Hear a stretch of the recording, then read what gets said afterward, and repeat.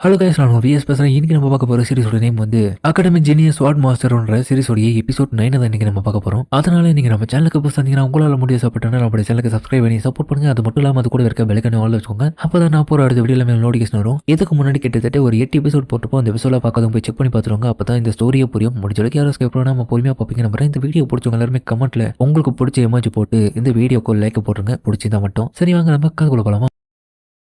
இப்போ இந்த எபிசோட்ல ஹீரோவும் ஜன்னல இருந்துக்கிற அந்த ப்ரொஃபஸர் இடத்துக்கு போயிருக்கு. அவர் பார்த்துட்டு அலறாரு, டே யாரோ நீ அனுமதி இல்லாம எப்பட்றா இங்க வந்த, எப்பட்றா இங்க வந்த ஃபர்ஸ்ட் இது டாப் ஃப்ளோர் ஆச்சுடா, எப்பட்றா நீ இந்த இடத்துக்கு வந்திருக்குன்னு கேட்க, அடடா என்னப்பா நீ எப்படி பயந்துட்டு இருக்க, வந்தவங்கள வரவே இருக்க மாட்டியா அசலாவும், டேய் இருறா நான் கொஞ்சம் இறங்கி வந்துடுறேன் அதுக்கப்புறம் பேச ஆரம்பிப்பேன், எனக்கு முடியாதுடாமா, ஏய் இலவ எடுத்துங்களா 2 பேரும் யாரு ஃபர்ஸ்ட் சொல்லுங்க, பறவை வர பயந்துட்டு இருக்கு, எங்க பாரு இந்த ஃபெதரை அப்படின்னு அவனை ஃபெதரை காமிக்க, 1 நிமிஷம் அப்பனா நீங்க தான் அந்த ஹீரோஸா அப்படின்னு அவனு கேட்க, அதுக்கப்புறம் தான் விஷயமே அவனுக்கு புரியுது. சாரிப்பா கொஞ்சம் நீங்க என்னுடைய பறவையை காப்பாற்ற வந்த ஆளுங்கன்னு தெரியாம அந்த மாதிரி பேசுறதுக்கு, என்னன்னா இது பில்டிங்கோடைய டாப் ஃப்ளோர், எப்படி நீங்க வந்தீங்க, அதுவும் திடீர்னு வந்து பயமுறுத்ததுனால தான் அப்படி பயந்து அப்படி கத்திட்டேன்.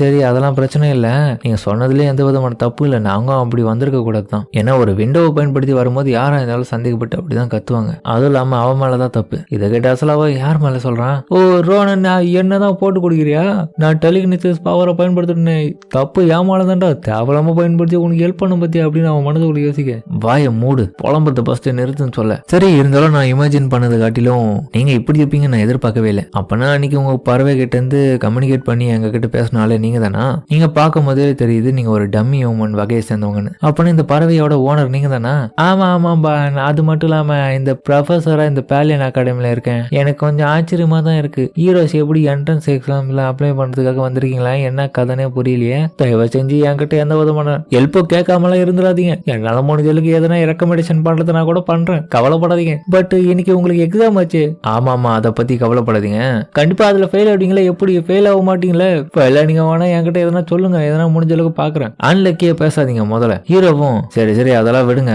இப்ப உங்ககிட்ட ஒரு விஷயத்தை கேட்கணும், உங்களுக்கு இதை பத்தி தெரியுமா, கொஞ்சம் டைம் பார்த்து இதை சொல்லுங்களேன். அதுக்கப்புறம் ஹீரோவும் அவன் அந்த முட்டையை எடுத்து காமிக்கிறான், அடடா என்ன மன்னிச்சிடுங்க அது கிட்ட கொடுங்க, இது மார்க்ஸோடைய பூப்புடுன்னு கிடையாது, பூப்புடுனா ஒண்ணும் இல்ல, எப்படி குதிரம் தானன்னு சொல்லிட்டு அந்த மர்ச்சனரி சொன்னானோ அந்த கதையை தான் இங்கேயும், இது ட்ரீம் பேர்டோடைய எக்கு, உனக்கு எப்படி இது கிடைச்சது, ஒருவேளை மாப்ஸ் வந்து அந்த இடத்துல உனக்கு விட்டு போயிட்டானோ, இல்ல நீ தப்பா புரிஞ்சிட்டு இருக்க, எனக்கே சர்ப்ரைசிங்கா இருக்கு, இந்த பேர்டு வந்து அன்னைக்கு நைட்டே என்கிட்ட இதை விட்டுட்டு போயிடுச்சு கையில, அது வெறும் பேர்டு மட்டும் கிடையாதுயா, அது ஒரு டீம் பேர்டு, அது நீ என்ன நினைக்கிறியோ அது இந்த முட்டை மூலியமா எது வேணாலும் வெளியே எடுத்துக்க முடியும், எனக்கு இது இருந்தாலும் எந்த விதமான ஐடியாவும் இதை பத்தி கிடையாது, உனக்கு வேற இதை கிடைச்சிருக்கு, எனக்கு அதான் ஆச்சரியமா இருக்கு, என்ன இவர் பேசிட்டு இருக்காரு, இந்த பேர்டோடைய எக்ல இருந்து நீ கணக்கில் அடங்காத வேற விதமான வகையை சேர்ந்த டிஃபரெண்டான விஷயங்களை கூட எடுக்க முடியும், அதுக்காக தான் இது பேரு ட்ரீம் பேர்டுன்னு வச்சிருக்காங்க. என்ன விஷயம்னா இந்த எக்குக்கு வந்து மொத்தமாவே இது என்விரான்மெண்ட்டையும் சரௌண்டிங்கையும் பேஸ் பண்ணி தான் இது டிபெண்ட் பண்ணிருக்கு, அதனால இந்த ட்ரீம் வேர்ல்டுல அதிகப்படியான வானவை ப்ரொடியூஸ் பண்ண முடியும், அதனால எந்த விதமான ஸ்பீசிஸும் இதுல இருந்து வெளியே வரலாம், அது சொல்லவே முடியாது, அது மட்டும் இல்லாம பயத்தை தரக்கூடிய ஸ்பீசிஸ்லாம் இருக்குது, இருந்தாலும் இதை பத்தின அனாலிட்டிக்ஸ் நான் பண்ணிட்டு தான் இருந்தேன், இருந்தாலும் பரவாயில்ல இந்த எக் இப்போ எனக்கு கிடைச்சிருச்சு, சூப்பரான விஷயத்த நீங்க பண்ணிருக்கீங்க, நல்ல வேலை இதை என்கிட்ட எடுத்துன்னு வந்து கொடுத்ததுக்கு ரொம்ப நன்றி, ஆனா இந்த எக் வந்து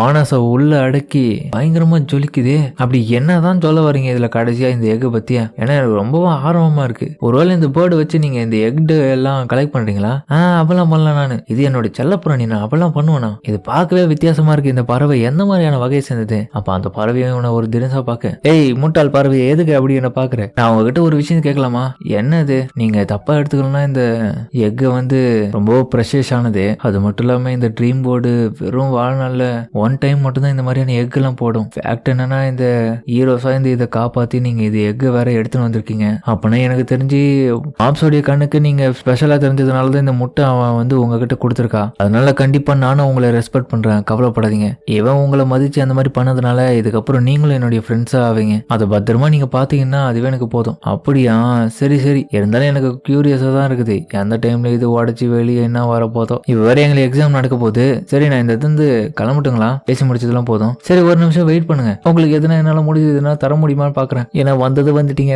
உங்களுக்கு ஹெல்ப்ஃபுல்லா எதுனா பண்ணாதான் நல்லா இருக்கும், ப்ளீஸ் இதை வாங்கிக்கோங்க. அதுக்கப்புறம் அவர் ஒரு ஸ்கிரிப்டை வந்து இவங்க கிட்ட கொடுக்குறாரு, உங்க 2 பேருக்கு எதுக்குன்னே அது புரியல, இது வந்து அப்படின்னு அவர்னு சொல்ல கொஞ்ச நேரம் கழிச்சு அதுக்கப்புறம் எக்ஸாம் நடக்கிற இடத்த காமிக்கிறாங்க, பிராக்டிகல் டெஸ்ட் வந்து மெயின் பில்டிங் சிட்டியான கேலியன் கேஸ்டல்ல தான் நடக்குது. சரி ஸ்டூடெண்ட்ஸ் எல்லாரும் வந்துட்டீங்களே, இந்த இடத்துல உங்களோட திறமையை வந்து உங்களுக்கு முன்னாடி இருக்கிற ப்ரொஃபசர்ஸ் கிட்ட காட்டணும். 111 அப்ளிகேஷன் நம்பர் அவர் முடிஞ்சு வச்சு அடுத்தது 112 ஆளுவாங்க. ஓகே சார்னு சொல்லிட்டு ஒருத்தனும் உள்ள போக ஹீரோவும் 112 அப்பனா நான் தான் அடுத்தது. என்னத்த பண்றது, எவ்வளவு நேரம் தான் வெயிட் பண்றதுன்னு சொல்லிட்டு அவன் கடுப்புல இருக்கேன். மரியா என்னப்பா இவ்வளவு லேட் பண்றானுங்க, கடுப்பாவது. டேய் எக்ஸாம்னா கொஞ்சம் வெயிட் பண்ணி தான் ஆகணும், எல்லாருக்கும் வாய்ப்பு கிடைக்குதுன்னு போகுது.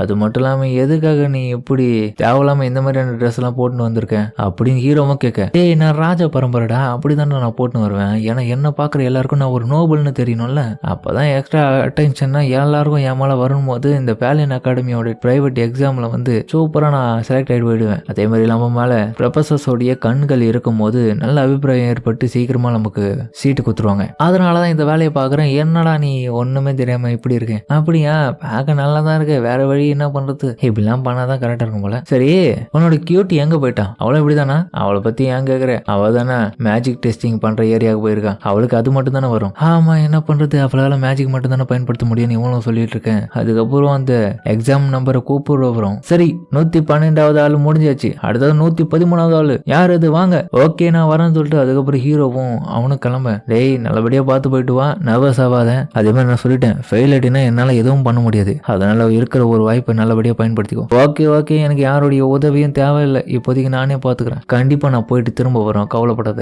அப்படின்னு ஹீரோ வந்து கிளம்ப. உள்ள போய் பார்த்தா அவனுக்கு முன்னாடி கிட்டத்தட்ட 5 ப்ரொஃபசர்ஸ் உட்காந்துட்டு இருக்காங்க. இவங்களும் தான் பிளானியன் அகாடமியோட ப்ரொஃபசர். இவங்க எல்லாம் பார்க்கவே வயசுல பெரியவங்களாவும் நிறைய எக்ஸ்பீரியன்ஸ் கொண்ட ஆளாவும் தெரியுறாங்க. அதனால இவங்க கிட்ட நான் நிறைய விஷயத்த காமிக்கணும், என்னுடைய டேலண்ட். அதுலயும் இந்த மிடில் உட்காந்துட்டு இருக்க மெயினான ஆளு பிளானியன் அகாடமியோட ஹெட் மாஸ்டர் அர்ச்சுமேச் கிராவா கராட்டியர். அதுக்கப்புறம் அவர் பக்கத்துல உட்காந்துட்டு இருக்க இந்த விமன் வந்து என்னுடைய ஃபாஸ்ட் லைஃப்ல டைப் ஆஃப் வேர்கரா இருந்திருக்காங்க. இவங்களுடைய ஸ்வாட்மேன்ஷிப் எல்லாம் யாராலையுமே ஈடு கொடுக்க முடியாது. ஏன்னா இவங்க ஸ்வாட்மேன்ஷிப் உடைய இன்ஸ்ட்ரக்டர் கிராண்ட் ஸ்வாட் சைன் நபிரோஸ். இவங்களை நம்ம இதுக்கப்புறம் ரோஸ்னே சொல்லுவோம். அதுக்கப்புறம் ஹீரோவா அவங்க முன்னாடி, ஹலோ நான் தான் Ronan, nice to meet you Ronan, நான் தான் இந்த பிளானியன் அகாடமியோடைய ஹெட் மாஸ்டர் கேரவா. நல்லா புரிஞ்சுது, இந்த இடத்துல எனக்காக அட்டாக் பண்ண ஒரு வாய்ப்பு கொடுத்துருக்காங்க. என்னுடைய டெக்னிக் என்னன்றதையும் எனக்கு காமிக்கணும். அதுக்கேற்ற மாதிரி தான் இந்த இடத்துல பிராக்டிஸ் பண்ண ஒரு பொம்மையை வச்சிருக்காங்க. இதுல என்னுடைய திறமையை இவங்க கிட்ட காமிக்கணும். அது எல்லாத்துல காட்டிலும் ஸ்பெஷலா இருக்கணும். ஹீரோவும் ஏங்க என்னுடைய ஸ்பெஷல் வந்து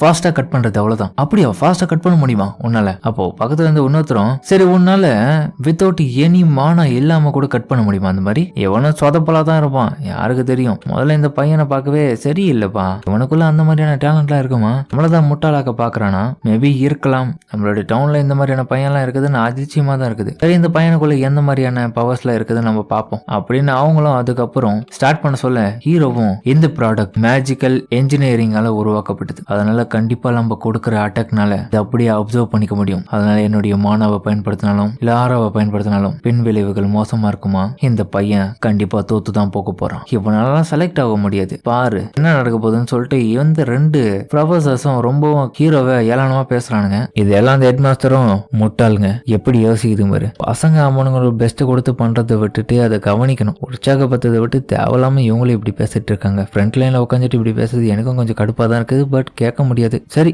இந்த பையன் ப்ரூவ் பண்ணாதான் கரெக்டா இருக்கும். என்ன ஆச்சுன்னு சொல்லிட்டு இங்க இவரும் பார்த்துட்டு இருக்க. ஹீரோவும் அந்த இடத்துல சோடாவை வச்சுட்டு நின்று இருப்பான் பாருங்க, அப்படியே வெறித்தனமா இருக்கும். இது எந்த மாதிரியான வேகர் மூமெண்ட், அவனுடைய ஸ்டைலே பார்க்க வேற லெவலா இருக்கு. இவனோட ஏஜ் எல்லாத்தையும் வச்சு பார்க்கும்போது ரொம்ப ப்ரொஃபஷனலா தெரியறான்னு சொல்லிட்டு பார்க்க அவன் பண்ண அட்டாக்க யாராலுமே கவனிக்க முடியல, அவ்வளவு ஸ்பீடா இருக்கு. இன்னொரு பக்கம் அந்த ரோஸ்ன்ற ஸ்மார்ட்மேன்ஷிப் லேடியும் இவன் பண்ண அட்டாக் ஸ்டைல பார்த்துட்டு ரொம்பவும் ஷாக் ஆகுறாங்க. என்னங்க எல்லாம் முடிஞ்சிருச்சு, என்னடா இது ஒன்னும் பண்ணல எல்லாம் முடிஞ்சிச்சுன்ற, அங்க பாரு ஒரு தூசி துரும்பு மேல கூட அது மேல ஏற்படல, எதுக்குதான் நீ வந்தியோ, உனக்குள்ள ஒரு விதமான டேலண்ட் கூட இல்ல போல. ஹெட் மாஸ்டர் எங்க என்ன சொல்றீங்க, இந்த பையனுக்கு எந்த விதமான தகுதியும் இல்ல தானே? இல்ல அவன் பண்ணதை நீங்க பாக்கணுமே சொல்லிட்டு அவரு ஷாக் ஆயிட்டு இருக்க. இன்னொரு பக்கம் அந்த பக்கத்துல இருந்து இன்ஸ்ட்ரக்டர் ரோஸும் எழுந்து போயிட்டு ஹீரோ அட்டாக் பண்ண முன்னோக்கி போறாரு. ஹீரோவும் ஒரு நிமிஷம் அதிர்ச்சி ஆயிட்டு ஷாக்ல இருக்கு. அவங்க கழுத்திலே ஹீரோ மேல கத்திய வைக்க, ஆனா ஹீரோவோ பயப்படாம, நீங்க என்ன பயமாத்துட்டீங்க, யார் நீ, எப்படி உனக்கு அந்த ஸ்வாட்ஸ்மேன்ஷிப் தெரியும், யாருக்கிட்ட நீ கத்துக்கணும்னு சொல்லிட்டு அவங்களும் கோபமா கேட்க, அதோட அதோட இந்த எபிசோட முடிக்கிறாங்க. சரிங்க, இந்த வீடியோ பிடிச்சிருங்க கமெண்ட் சொல்லுங்க. மறக்காம இந்த வீடியோ எல்லாருக்கும் பிடிச்சுக்க நம்புறேன். பிடிச்சிருந்தா லைக் போட்டு நம்மளோட சேனலுக்கு சப்ஸ்கிரைப் பண்ணி சப்போர்ட் பண்ணுங்க. அது மட்டும் இல்லாம அது கூட இருக்க பெல் ஐக்கானையும் ஆல் வச்சுக்கோங்க. அப்பதான் நான் போற அடுத்த வீடியோ எல்லாமே உங்களுக்கு நோட்டிஃபிகேஷன் வரும். வழக்கம் போல இந்த எபிசோட் மேலே வெறித்தனமா இருக்கும். முடிஞ்சளவுக்கு என்னோட பெஸ்ட் கொடுத்து பண்ணிருப்பேன். பிடிச்ச எல்லாருமே கமெண்ட்ல உங்களுக்கு பிடிச்ச எமோஜி போட்டு அடுத்த எபிசோடையும் மிஸ் பண்ணாம பாத்துருங்க. வீடியோ பிடிச்சவங்க எல்லாருமே லைக் போடுங்க. சரிங்க, நம்ம இதோட இந்த வீடியோ முடிச்சுப்போம்.